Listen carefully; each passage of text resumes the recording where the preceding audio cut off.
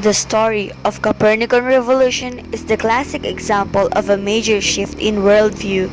So, before exploring what is happening in the present day and where it may be leading us, let us first go back and briefly recap the salient features of this earlier revolution.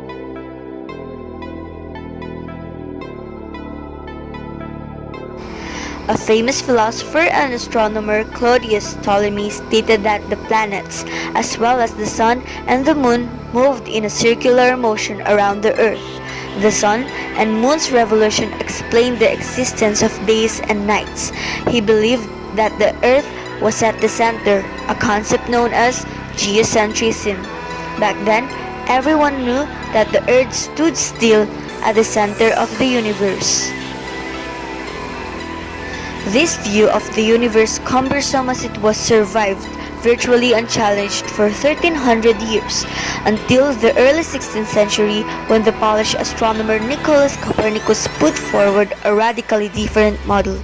Being a distinguished churchman, Copernicus knew the views of the Vatican on the Earth's all-important position at the center of the universe, and how tenaciously it held to that view.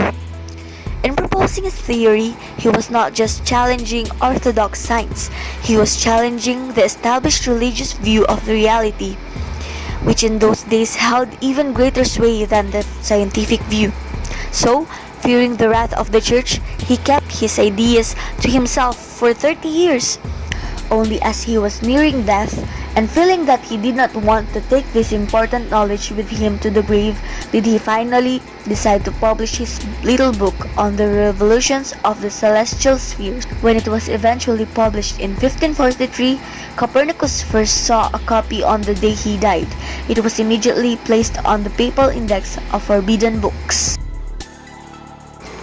For Copernicus, the reason the stars appeared to orbit the Earth was because the Earth itself was moving, rotating on its own axis once every 24 hours.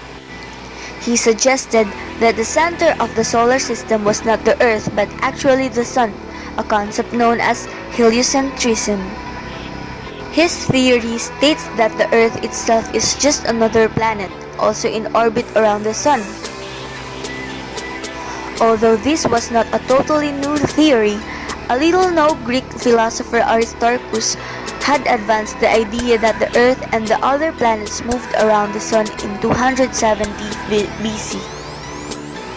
Copernicus' belief caused him to be accused as heretic, but he went on to argue that the wandering motion of the planets could be explained if they were orbiting the Sun rather than the Earth. Because of the old belief that the Earth is the center of the universe, Copernicus' theory remained ignored and forgotten, but after some time, the astronomers realized that the Copernican model simplified the orbits for the planets.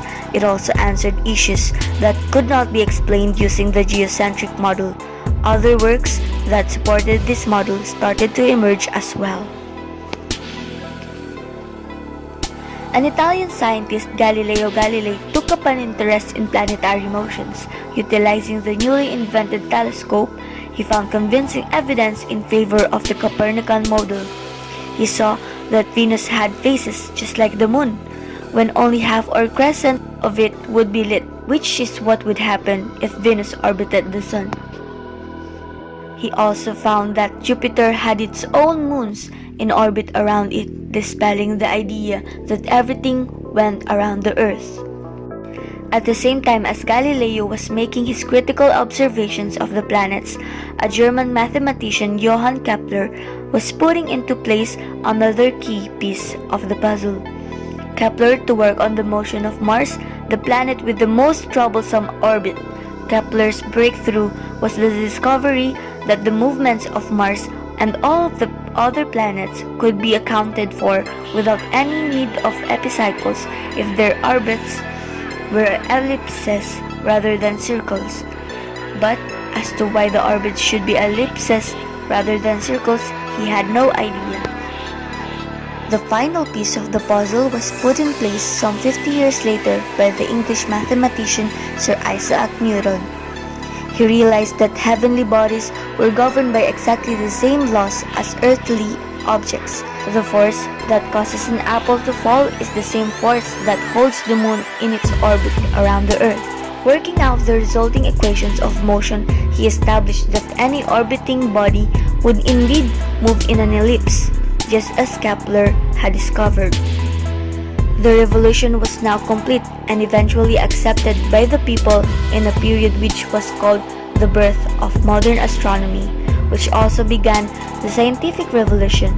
The journey had been started by Copernicus, but putting it all together had involved other equally significant breakthroughs in thinking and had taken nearly 150 years to complete.